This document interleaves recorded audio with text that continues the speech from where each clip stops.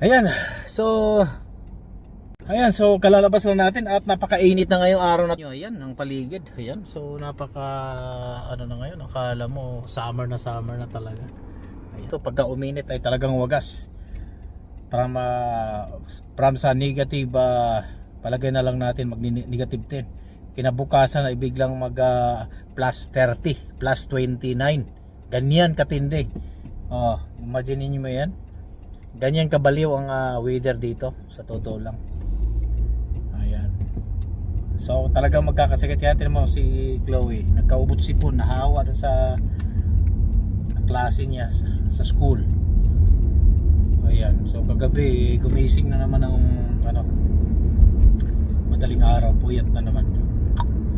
Talaga naman. So para sa ating mga may mga anak, ang pinaka worst scenario talaga ay pagka nagkasakit ang bata, nagkaubod, sipon, lagnat, ganyan. Napakahirap sa sitwasyon namin dito sa ibang bansa. Bakit? Dahil dito ay wala kaming tagapag-alaga, walang katulong. So lahat ginagawa namin.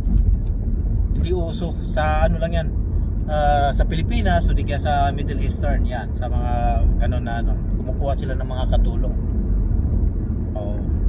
Pero yung sabihin mo na may katulong kami ito, wala. Dahil napakamahal, napakataas ng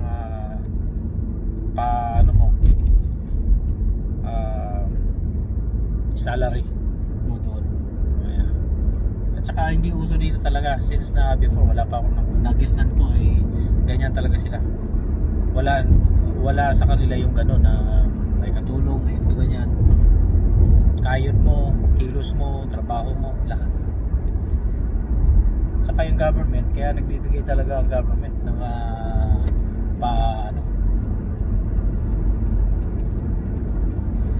para sa mag-alaga ng bata. Halimbawa, ikaw, hindi mo kayang mag-alaga ka. Ayan, lalabasan na naman ng mga motor ngayon. Lalabasan na naman ng mga motor ngayon, kaya paghandaan natin. Ayan.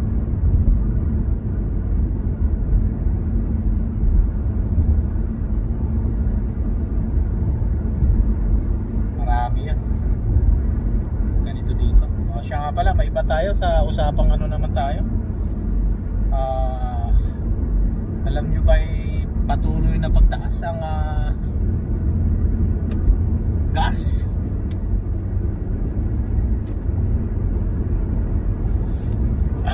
At ramdam na namin ang hagupit ng pagtaas ng gas natin.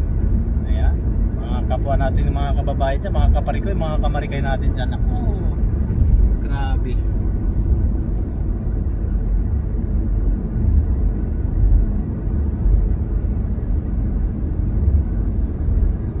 Sobrang taas ng gas. At pasalamat lang kami dito dahil nag-subsidize na ang government dito, sinalo na yung tax doon sa pagtaas. So kami na lang ang mababa na gas dito sa Alberta. Ayan. Dahil dito nga yung oil.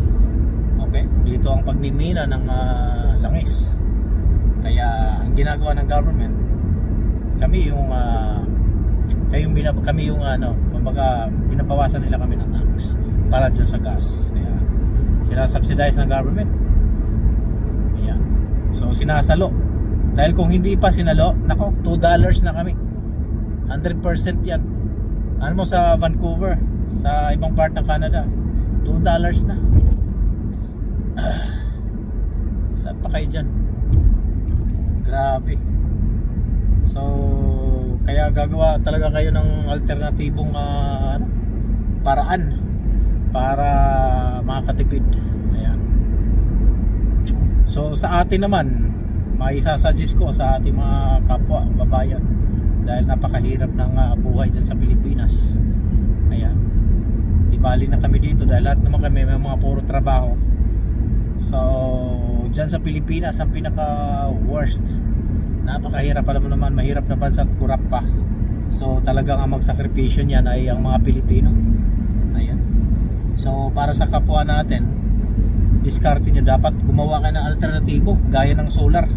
Umuuso na ngayon sa atin ng mga solar, kaya kung ako sa inyo, bumili na kayo ng mag-order kayo ng solar plate o solar panel galing China.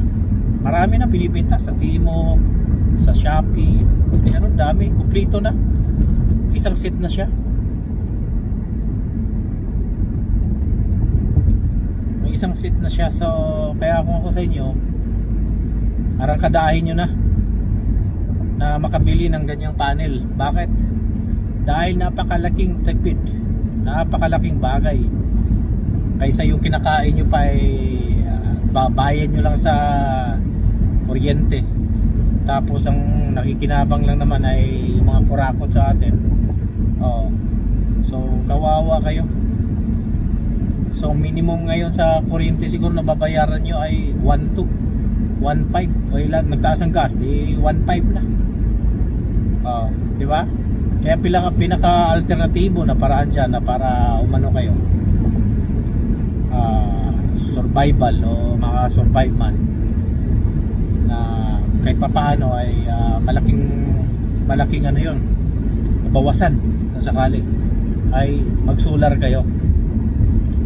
Kunwari ang isusolar nyo, kasi mainit talaga sa Pilipinas. Pag mainit, dapat nakafocus lang sa ilaw at saka aircon. Yan. Kung hindi man aircon ay refrigerator. Yung tatlo na yan. Ilaw, aircon at saka refrigerator. Yan.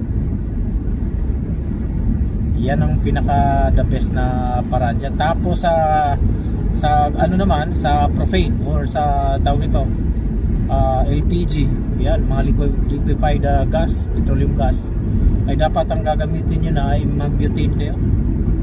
Mas hamak na mura ang butane. Mag-butane kayo.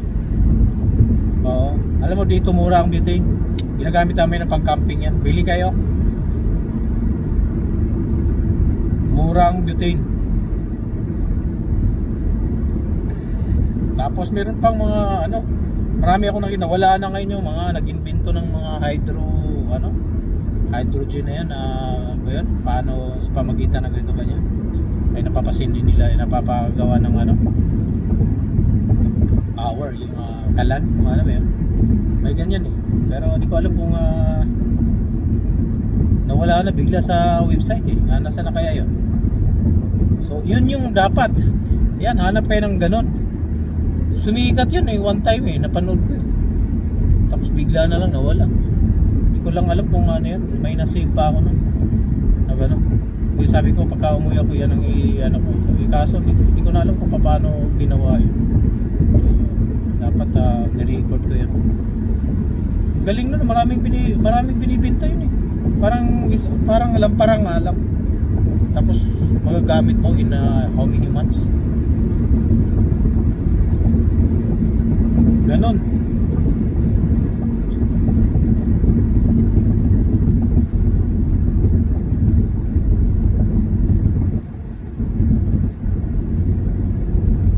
Medyo matraffic. Yan.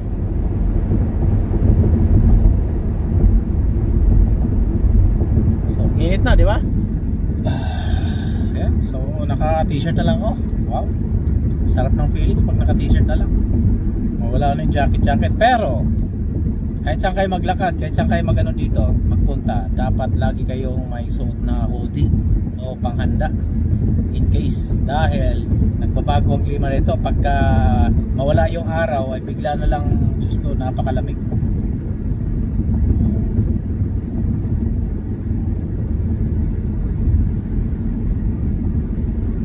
Ayan, busy ngayong araw na to. Lahat ng mga bata ko ay nandun, nagpipik. Grabe. So meron tayong upcoming. Ang title na Another Day, Another Work to be Done. Ayan. So maya ipasada na natin yung upcoming natin para makapag tayo, dahil hindi tayo nakapag show up kahapon. Pagod ako, tapos alam mo yun, tapos may ini-edit pa ako. Ang haba-haba nung ini-edit ko, upcoming ko. Ayan. yung anniversary special namin na ginagawa ko. Steak yun. So nasa 50 minutes yun. Imagine nyo mo yun. Haba Ay. Di ba? Ganun lang yan eh.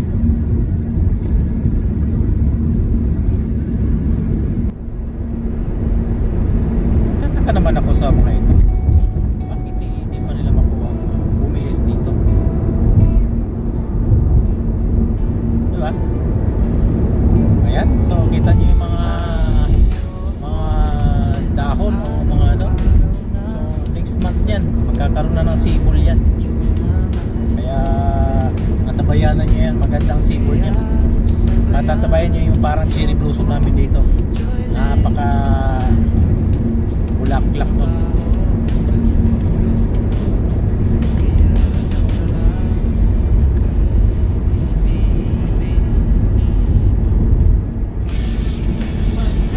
Ayan.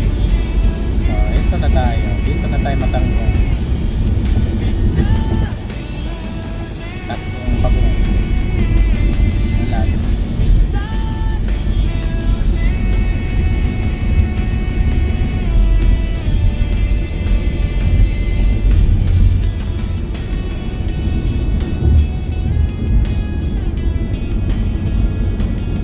Si Lola pala ito. Takbo ni Lola ay 80 lang. Samantala dito ay takbo nito dito 100.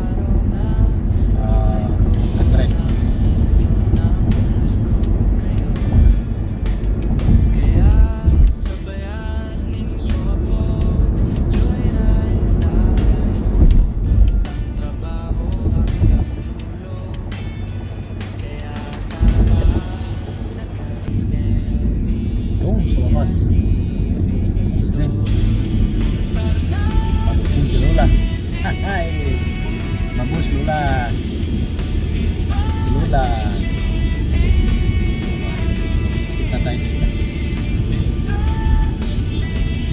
Sita na tayo. Ang sarap ng paligid niya. Nakikita mo, napaka-aliwalas, napaka-init. Ito na yan ay masarap.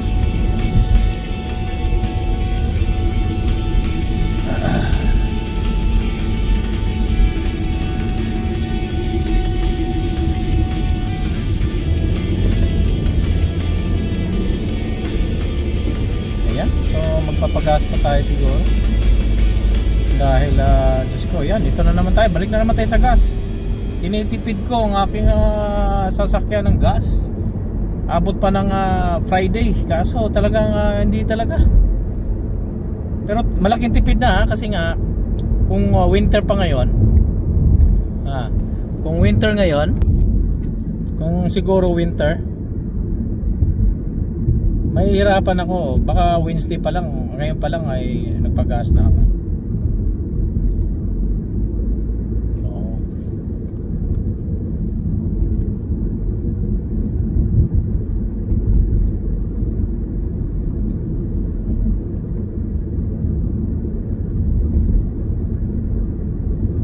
So kahit anong tipid mo ay talagang masaside talaga. Yan, kagaya niya. Pero abot pa naman to Friday, bukas. Sa totoo lang, abot pa to. Yan o, 246 kilometers. So may 2 hours pa akong paglalakbay para maubos tong gas ko. Tumakbo nga ako ng 100. Ano na lang ang natitira sa gas ko.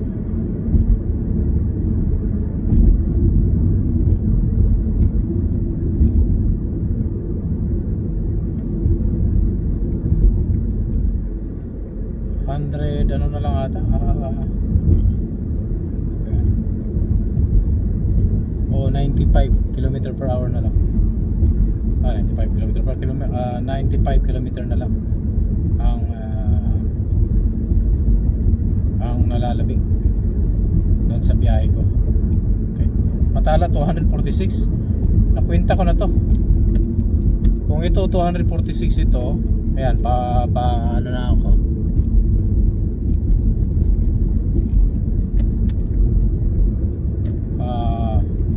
Malapit na ako. So kung 246 ito, 200 200 kilometers na lang ito. So 190, 180. Meron pa akong 180. Makakabalik pa ulit ako. Yan. 180 pa. Oo, kaya pa to hanggang bukas. Sasairin na natin kasi sayang wala akong pang ano. At sabi ko nga sa inyo, tipid nga. Grabe, todo tipid. Dahil wala nga tayong mga extra, puro pambayad sa mga expenses na kailangan sa utang, sa napag-uutangan. Ayan, gano'n. Wala naman tayong sinasandalan kundi utang.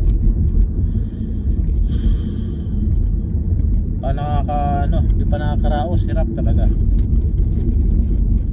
Hirap sa hirap, pero easy. Alam mo yun?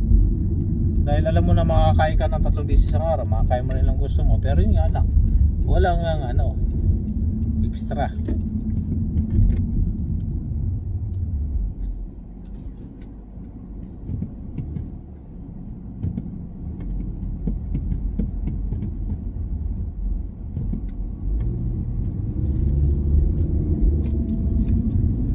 Yan, sana nakakapasok na si Chloe. Kasi hindi pumasok kahapon yun dahil nga, di ba, may sakit nga. So, hindi rin ako makapag-live kahapon dahil may sakit nga. Maaga kong pinapahinga. Maaga rin kami nagpahinga kahapon. Kaya, talagang sabi ko nga sa'yo, apektado. Pati ako. Pati kami. Lahat naman. Lahat ng may mga anak, pagka nagkasakit ang bata, talagang damay talaga. Oo.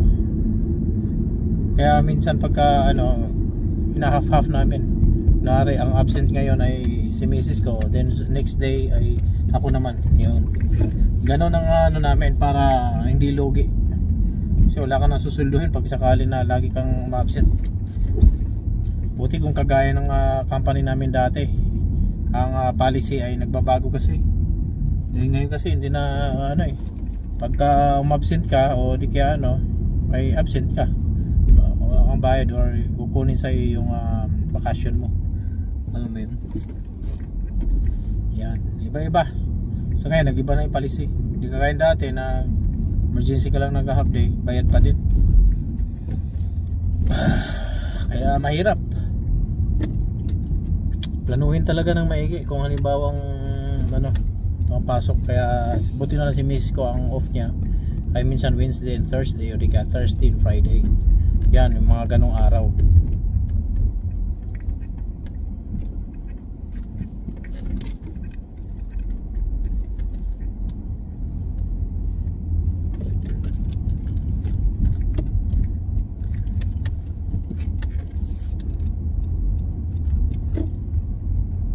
Okay.